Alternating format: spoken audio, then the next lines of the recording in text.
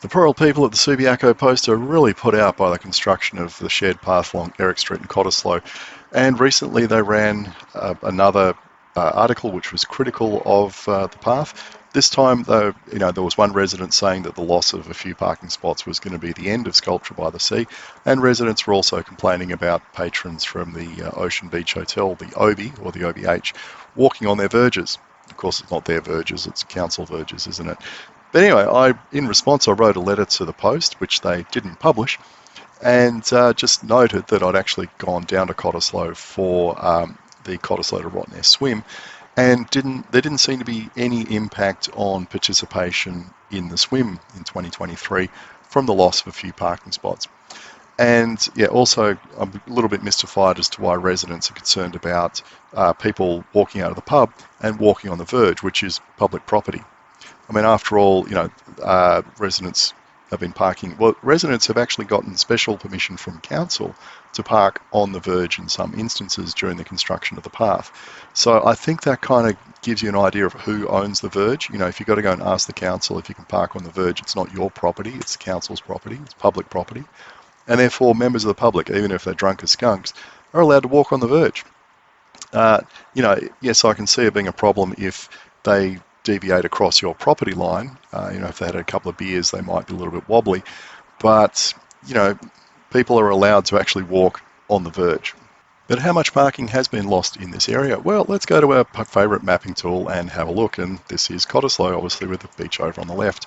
And those yellow X's are highlighting parking areas. Like, there's lots of street parking, on-street parking, but those are actually what you call parking lots or car parks. Now, we go down to the southern end, and along the edge of the golf course down the bottom, there's two strips of parking, the Forest Street car park, and up in the top left-hand corner, there's the Town of Cottesloe number 1 car park, and as you can see, it's fairly sizable with multiple rows of car parking with a nice view of the beach. Now, if we scroll a bit, you can now see that down the bottom left, that car park full size in all its glory. And further up, there's the number 2 car park on the other side of the road, which is even larger. And in this satellite photo, you can see it's pretty empty. But on a nice day with something like Sculpture by the Sea on, yeah, that would be absolutely chock-a-block. Now we go up a bit further to where Eric Street is, and we've got a number of parking spots here. Starting over on the left, you can see that's what used to be called the Blue Duck or something. I can't remember what's now called Barchetta, but there's some parking there. And then along Eric Street in front of the OBH, the Ocean Beach Hotel, there's a couple of strips of parking. And also at the back of the OB, there's a fairly sizable car park. And on Gadsden Street, there's another car park, which is kind of not particularly well known, but there is one there. Now, what parking is being lost? That section in yellow, that has been temporarily fenced off for the construction of the shared path.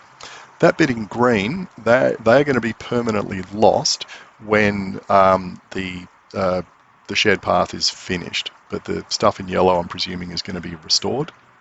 And the stuff in blue, that's nothing to do with this project, but there's been this kind of long-term discussion about redeveloping the OB Hotel.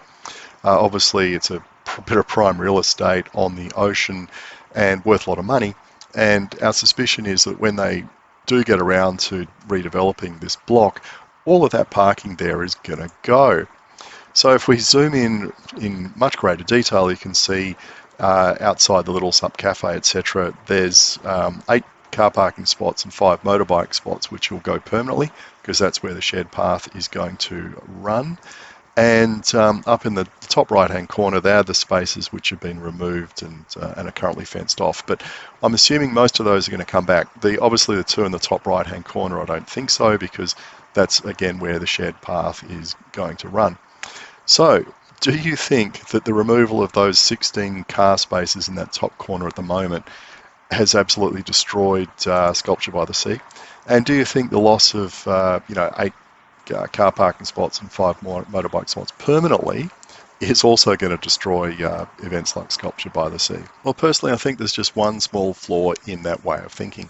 So here we are at the beach where Eric Street runs down. And if we have a look at the beach down there, you can see it's not very wide from the high tide mark. And so there are no sculptures at this end of the beach. They're all further south. And so who is going to want to park here and then walk down to where the sculptures are? It's about a 400-meter walk. Now, a lot of people would, so, it's not an issue, but put it this way.